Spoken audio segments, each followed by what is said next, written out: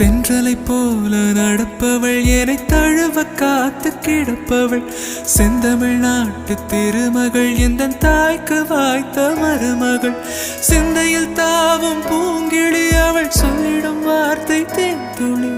அஞ்சுகம் போல இருப்பவள் கொட்டும் அருவி போல சிரிப்பவள் மெல்லிய தாமரை காலெடுத்து